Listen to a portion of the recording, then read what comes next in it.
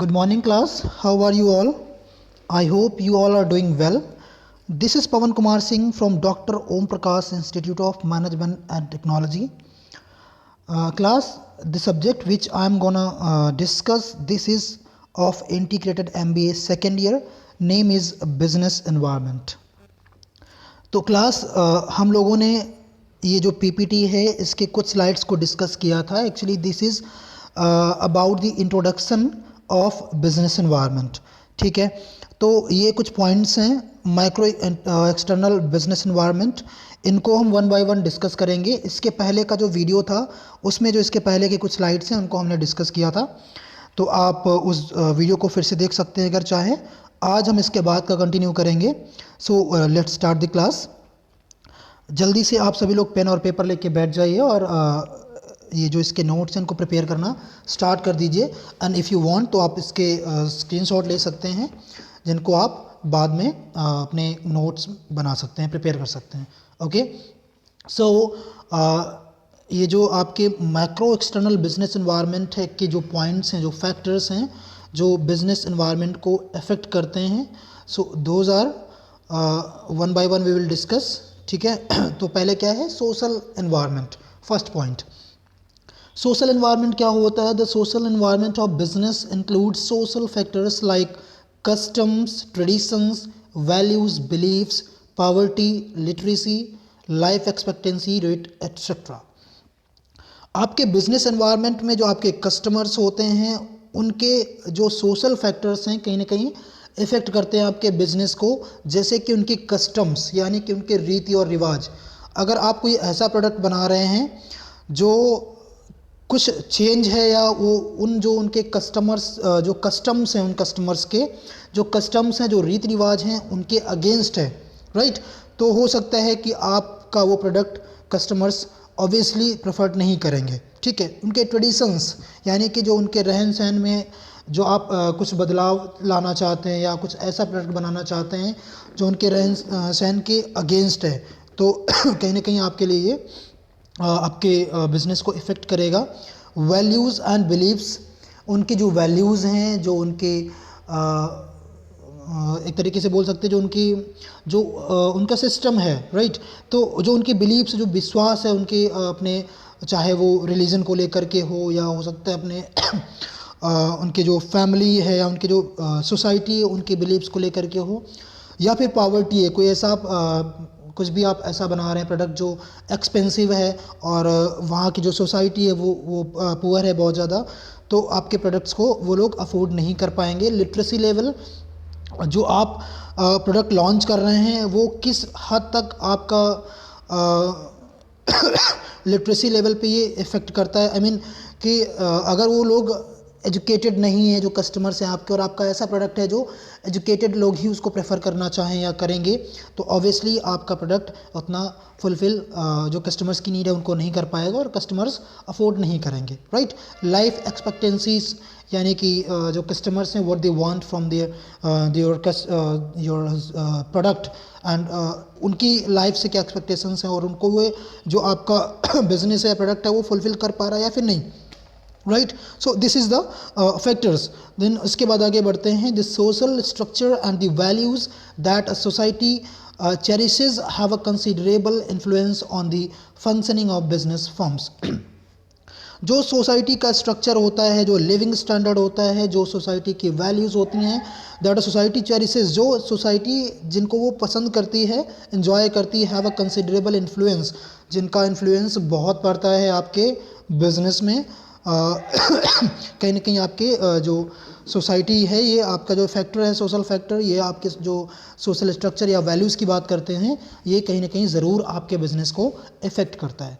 Great, getting this everyone. For example, during festive seasons there is an increase in the demand of new clothes, sweets, fruits, flowers etc. अब जैसे देखते हैं कि society में जब कभी कोई फेस्टिव सीजन आता है तो जो डिमांड है आपके न्यू क्लोथ्स की या स्वीट्स की या फ्रूट्स की वो बढ़ जाती है, क्योंकि सबको फेस्टिव सीजन में न्यू क्लोथ्स चाहिए होते हैं, लोग घर में अपने स्वीट्स लेकर के आते हैं, राइट. तो आई होप कि आपको समझ में आया होगा कि सोशल एनवायरनमेंट कैसे इफ़ेक्ट करता है आपके बिजनेस को. ठीक है, आगे बढ़ते हैं. ये आपका उसी के पॉइंट है आगे सोशल एनवायरनमेंट के। Due to increase in literacy rate the consumers are becoming more conscious of the quality of the product. अब ये this is a very important point कि आज के टाइम पे लिटरेसी लेवल बढ़ रहा है एंड कस्टमर्स या जो कंज्यूमर्स हैं वो बहुत ही कॉन्शियस हो रहे हैं, यानी कि एडुकेटेड हैं। पहली चीज़ तो एडुकेशन उनकी अच्छी है, तो वो कॉन्शियस हैं अपने प्रोडक्ट की क्वालिटी को लेकर के। जो भी आप प्रोडक्ट उनको दे रहे हो, देखिए आज के अबाउट 20 ईयर्स अगो जो मार्केट थी हमारी वो क्या थी, प्रोडक्ट ओरिएंटेड, राइट, कि आप कुछ भी प्रोडक्ट बनाओगे the customer will want, customer will buy, right. लेकिन आज के टाइम पे क्या है, आज है कस्टमर ओरिएंटेड या कंज्यूमर ओरिएंटेड मार्केट है। जो कस्टमर चाहता है वो आपको बनाना पड़ेगा। If you are losing the quality, if you are not able to satisfy the customers need, then definitely आपका जो है प्रोडक्ट कस्टमर्स नहीं परचेज करेंगे। Getting this? Coming to the next point, due to change in family composition, more nuclear families with single child concept have come up. देखिए आज के time पे generation काफ़ी एजुकेटेड हो रही है, we are getting modern day by day. तो आप आज के टाइम पे क्या है कि जो फैमिली कंपोजिशन है वो क्या है, या तो न्यूक्लियर है, ज़्यादातर न्यूक्लियर लोग ही पसंद कर रहे हैं रहना, और they have a single child every families is accepting the concept of only having single child. ठीक है, तो हर एक जो फैमिली है वो सिर्फ एक बच्चे पे ही डिपेंडेंट है या एक बच्चा की ही फैमिली चाहते हैं। So it has led to the increases in the demand for the different type of household goods. जिससे कि क्या होता है कि डिमांड बढ़ती है, जो हाउस होल्ड गुड्स हैं, जो हाउस होल्ड्स हैं उनके लिए जो आपके प्रोडक्ट्स हैं, जो ऐसे प्रोडक्ट जो हाउस होल्ड गुड्स हैं उनको जो है कस्टमर्स या जो ऐसे फैमिलीज़ हैं उनको प्रेफर करते हैं। आगे बढ़ते हैं। The consumption patterns the design designated designed living styles of people belonging to different social structure and cultural vary significantly। यानी कि जो कस्टमर्स का कंजम्पशन पैटर्न है, यानी कि किस लेवल से वो कंज्यूम करते हैं जो कस्टमर्स हैं, the dressing sorry this word is wrong here. So उनका living style of people belonging to different social structure, जो लिविंग स्टैंडर्ड है, जो लिविंग स्टाइल है आपके कस्टमर्स का, जो सोशल स्ट्रक्चर जो अलग अलग है, उनका जो कल्चर्स है वो कहीं ना कहीं वैरी करता है, सिग्निफिकेंटली वैरी करता है हर एक कस्टमर का जो लिविंग स्टैंडर्ड है। Getting this? तो जब लिविंग स्टैंडर्ड वेरी करता है तो you will have to make the product to satisfy the varied customers need, right. आगे बढ़ते हैं। Any doubt if you have then you can ask into the question answer session. Now we are coming back to the second point, that is political environment. Very important topic, very important point in the view of business environment. Political environment क्या होता है? This includes the political system, the government policies and attitude towards the business community and the unionism. यानी कि जो political system है आपके locality का, at what locality you are running a business, the government policies and attitude towards the business community and the unionism। यानी कि जो unions होते हैं बिजनेस यूनियंस, राइट, और जो बिजनेस कम्युनिटीज़ होती हैं उनके अगेंस्ट या उनकी तरफ जो सोसाइटी सॉरी जो अपनी गवर्नमेंट है या जो पॉलिटिकल सिस्टम है उनका क्या नज़रिया होता है, क्या एटीट्यूड होता है, किस तरीके से या क्या वो पॉलिसीज़ लगाना चाहते हैं टैक्सेशन में, क्या वो पॉलिसीज़ लगाना चाहते हैं इंपोर्ट एक्सपोर्ट में। तो ये डिपेंड करता है कि वहाँ का जो पॉलिटिकल सिस्टम है, जिस लोकेशन पे आप, जिस लोकेलिटी पे आप बिज़नेस रन कराना चाहते हैं, वहाँ पर जो पॉलिटिकल सिस्टम है या जो गवर्नमेंट पॉलिसीज़ हैं वो किस तरीके की हैं, right. All these aspects have a bearing on the strategies adopted by the business firms.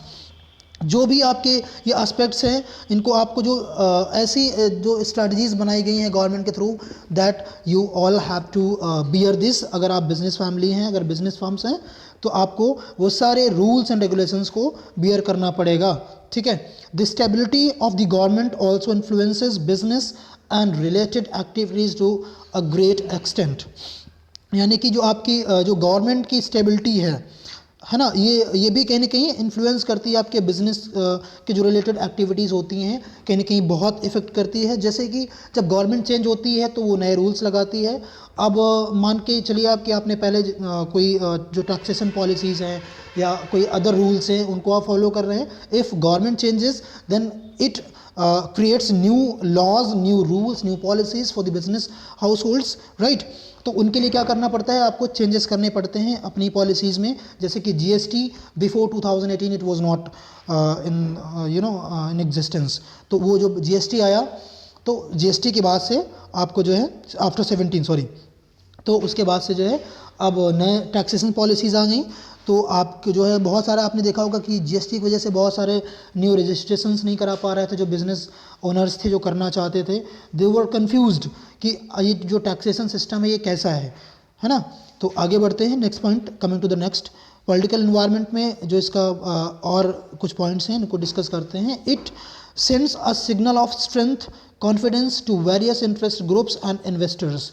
जो पॉलिटिकल इन्वायरमेंट होता है ये आपका जो आपके इंटरेस्ट ग्रुप्स या जो इन्वेस्टर्स हैं सॉरी, जो आपके confidence to various interest groups यानी कि जो इन्वेस्टर्स हैं उनको एक स्ट्रेंथ देता है, एक सिग्नल देता है स्ट्रेंथ और उनके कॉन्फिडेंस को बढ़ाने के लिए कि जो पैसा चाहें तो वो इन्वेस्ट कर सकते हैं. बिकॉज अगर टैक्सेशन पॉलिसीज़ में चेंजेस होते हैं तो कहीं ना कहीं इफेक्ट होते हैं investors also, right. Ideology of the political party also influences the business organization and its operations. यानी जो पॉलिटिकल पार्टीज़ की जो आइडियोलॉजी होती है वो बिजनेस ऑर्गेनाइजेशंस के और या इनके जो ऑपरेशंस को भी इन्फ्लुएंस ज़रूर करती है, राइट.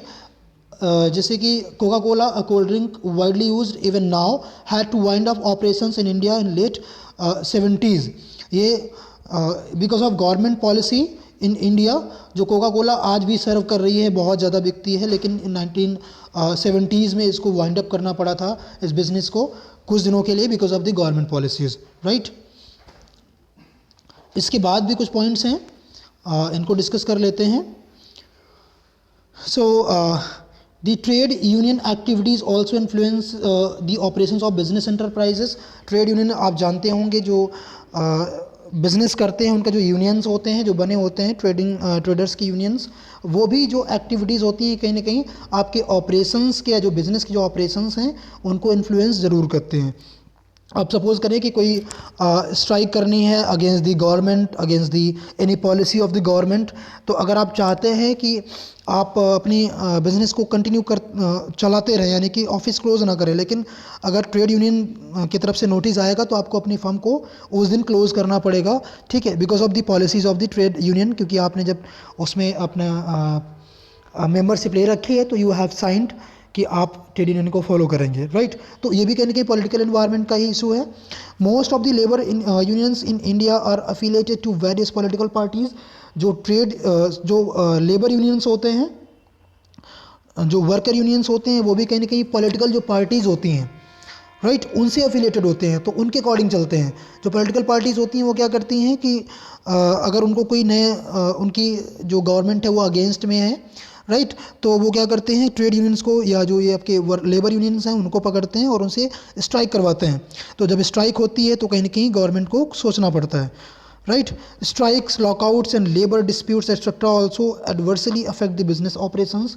आपका जो बिज़नेस है उसमें स्ट्राइक्स होती हैं, strikes in the sense strikes आपकी जो वर्कर्स हैं उनकी या फिर कंपनी में लॉकआउट्स हो जाते हैं, लेबर डिस्प्यूट्स होते हैं, ये भी कहीं ना कहीं आपके बिजनेस ऑपरेशंस को ज़रूर इफ़ेक्ट करते हैं. However, with the competitive business environment, trade unions are now showing great maturity. हालांकि जब कॉम्पिटिटिव बिजनेस एनवायरनमेंट जो है वो बढ़ रहा है, कंपटीशन बढ़ रहा है आज के टाइम पे, तो ट्रेड यूनियंस भी बहुत ही मेच्योर हो गए हैं and started contributing positively to the success of the business organisation. यानी कि ट्रेड यूनियंस भी कहीं ना कहीं बिजनेस के आगे बढ़ने में ही सपोर्ट कर रहे हैं आज के टाइम पे. दे आर मेच्योर, ठीक है. And its operations through workers participation in the management. और वर्कर्स का कहीं ना कहीं पार्टिसिपेशन मैनेजमेंट में भी होता है, ठीक है, जिससे कहीं ना कहीं आपका जो है बिजनेस स्मूथली रन कर पाता है. Okay, so moving towards the next slide.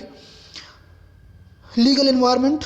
This refers to the set of laws, regulations which influence the business organization and their operations.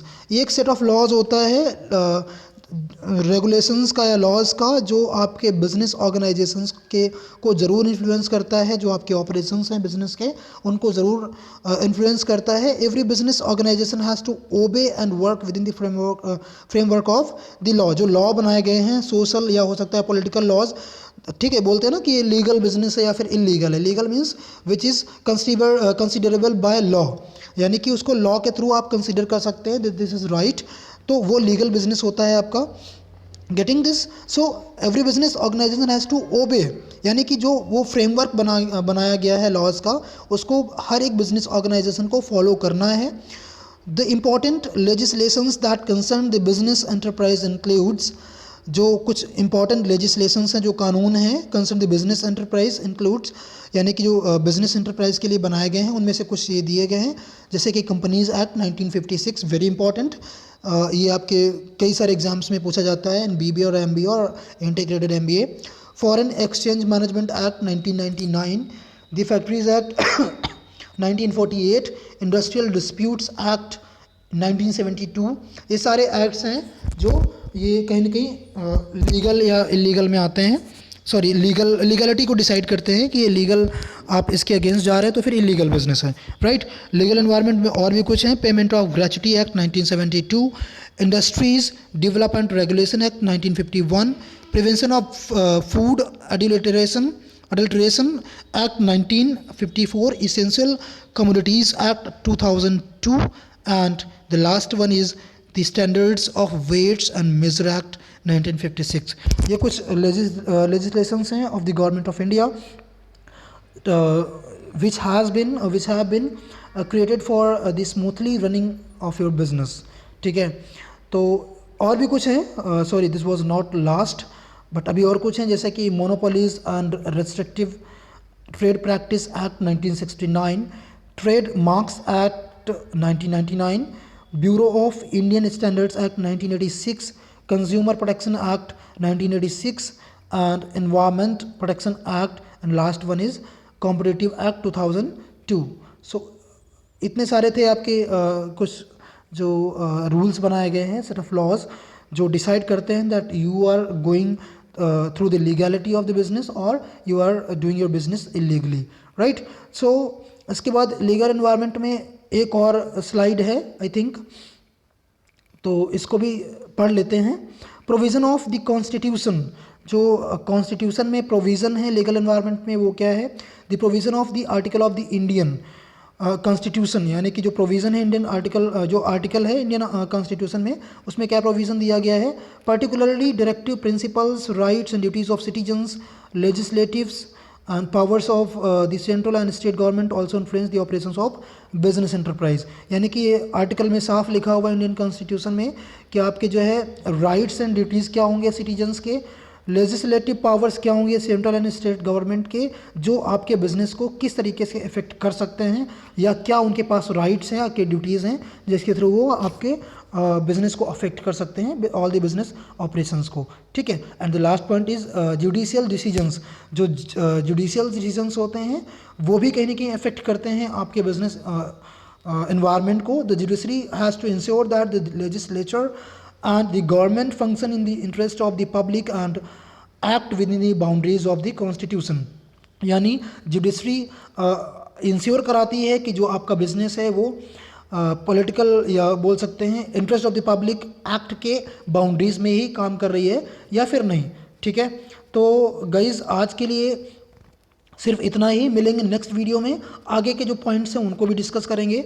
ठीक है. तो तब तक के लिए आप अपने नोट्स प्रिपेयर करते रहिए और पढ़ाई करते रहिए, राइट.